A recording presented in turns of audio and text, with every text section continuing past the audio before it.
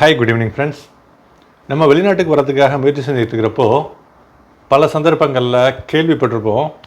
போலியான recruitment agencies அவங்கள்ட்ட பணத்தை கொடுத்து அவங்க நம்மளை ஏமாற்றி துபாய் அல்லது எந்த கல்ஃப் கண்ட்ரிக்கு அழைச்சிட்டு வரணும்னு அவங்க வாக்களிக்கிறாங்களோ அங்கே அழைச்சிட்டு வந்து அப்படியே அம்போன்னு விட்டுட்டு போயிட்டே இருப்பாங்க. குறிப்பிடப்பட்ட வேலை வாய்ப்பும் நமக்கு வழங்கப்படாமல் ஒரு வேலையும் இல்லாமல் டெய்லி செலவுக்கு மேலே செலவு அதிகரித்து ஏற்கனவே ரெக்ரூட்மெண்ட் ஏஜென்ட்டை கொடுத்து ஏமாந்த லட்சக்கணக்கில் உள்ள பணம் போக இங்கே டெய்லி வாழ்க்கையை ஓட்டுறதுக்கு துபாயிலையோ வேறு எந்த கண்ட்ரியில் வந்திருக்கோமோ அங்கே பெரிய அவதிப்பட்டு திருப்பியும் வேறு வழி இல்லாமல் ஊருக்கு வந்து ஏகப்பட்ட பணத்தை இழப்பதோடு மட்டும் இல்லாமல் மிக அதிகமான மன உளைச்சலுக்கு உள்ளாகக்கூடிய பல நண்பர்களை சகோதரர்களை நம்ம பார்த்துருப்போம், கேள்விப்பட்டிருப்போம்.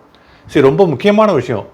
எல்லாருமே சம்பாத்தியத்திற்காக குடும்பத்தை காப்பாற்றுறதுக்காக ஏதாவது ஒரு வழி கிடைக்காதான்னு சொல்லிட்டு தேடிட்டு தான் இருக்கோம். வெளிநாட்டில் வெளியூரில் ரொம்ப கவனமாக இருக்கிறது நல்லதுங்க. நிறைய போலி ரெக்ரூட்மெண்ட் ஏஜென்ட்ஸ், போலியான ஆட்கள் நிறைய இந்த உலகத்தில் நிறைஞ்சிட்டாங்க. எங்கே பார்த்தாலும் போலியாக தான் இருக்குது. ரொம்ப சரியான ஆட்களை சரியான விஷயங்களை இனம் காண வேண்டிய கட்டாயத்தில் நம்ம இருக்கிறோம்.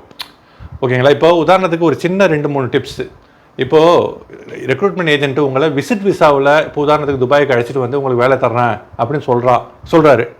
இப்போ உதாரணத்துக்கு அந்த கம்பெனியில் உள்ள ஆஃபர் லெட்டர்லாம் கொடுக்கல, நீங்கள் துபாய்க்கு விசிட் விசாவில் வாங்க, கண்டிப்பாக உங்களுக்கு வேலை இருக்குன்னு வாக்களிக்கிறாரு, நிறைய ஆசை வார்த்தைகள்லாம் காமிக்கிறாருன்னா நம்பாதீங்க. ஏகப்பட்ட எனக்கு தெரிந்த நபர்கள் வந்து துபாயில் விசிட் விசாவில் அழைத்து வரப்பட்டு அவங்க வந்து விசிட் விசாவில் துபாயிலையோ வேறு எந்த கண்ட்ரிலையுமே வேலை செய்கிறது சட்டவிரோதமானது, இல்லீகல். எம்ப்ளாய்மெண்ட் விசாவில் தான் வரணும். ஓகேங்களா? விசிட் விசாவில் வர்றதா இருந்தால் அட்லீஸ்ட் ஒரு கம்பெனியோட ஆஃபர் லெட்டர் நம்ம வாங்கி ஒரு சமயத்தில் இங்கே விசிட் விசாவில் வந்து இங்கேயே உள்ளுக்குள்ளேயே மாற்றுக்கிற மாதிரி கம்பெனிஸ் அக்ரி பண்ணியிருந்தாங்கன்னா அது வேறு விஷயம். அதெல்லாம் நம்ம ஊர்ஜிதப்படுத்தணும். டக்குன்னு எடுத்தோடனே சொன்னதை நம்பி பணத்தை கொடுத்து ஏமாந்துடக்கூடாது. ஸோ நம்பர் 1, விசிட் விசாவில் ஏஜென்ட்டு உங்களை அழைச்சிட்டு போகிறோன்னு சொன்னால் தயவுசெய்து நம்பி வராதிங்க. எந்த கம்பெனி உதாரணத்துக்கு எந்த கம்பெனி ஆஃபர் லெட்டர் காப்பி கேளுங்க, அந்த கம்பெனி இன்டர்நெட்டில் கூகுளில் செக் பண்ணுங்கள். இப்போ எல்லாமே ஈஸியாக கிடச்சிருது. கூகுளில் செக் பண்ணி அந்த கம்பெனியுடைய நம்பகத்தன்மையை உங்களுக்கு பார்க்க தெரிஞ்சால் பாருங்கள். இல்லாட்டி இந்த கம்பெனி சரியான்னு சொல்லி தெரிஞ்சவங்கள்ட்ட சொல்லி பார்க்க சொல்லுங்கள். நம்பகத்தன்மையை 1 முறைக்கு 2 முறைக்கு 10 முறைக்கு 100 முறை ஊர்ஜிதப்படுத்துங்கள். நம்ம காசை கொடுக்குறோம், நம்மளுடைய மன நிம்மதியை அவங்கள்ட்ட கொடுக்குறோம். ஓகேங்களா?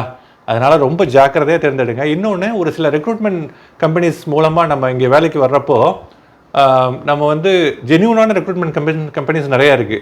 இங்கே உள்ள சின்ன கம்பெனி, இப்போ துபாயில் உள்ள சின்ன கம்பெனிஸ் ஆளுங்கள் எடுக்கிறப்போ, மீடியம் சைஸ்டு கம்பெனிஸ்லாம் ஆளுங்கள் எடுக்கிறப்போ ரெக்ரூட்மெண்ட் ஏஜென்ட்டு அந்த கான்ட்ராக்டை கொடுத்துருவாங்க.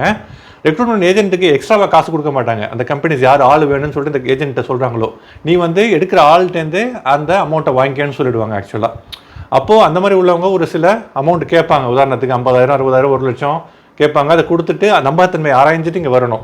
ஒரு சில சந்தர்ப்பங்களில் ஜென்யூனான பெரிய கம்பெனிஸ்லாம் வந்து ரெக்ரூட்மெண்ட் ஏஜென்சிஸுக்கு காசு கொடுத்து நீ ஆளுங்கள்ட்ட யாரை எடுக்கிறியோ அவங்கள்ட்டேருந்து காசு வாங்காத அப்படின்றாங்க. அது ஜென்யூனான கம்பெனிஸ், பெரிய கம்பெனிஸ்லாம் அப்படி செய்கிறாங்க.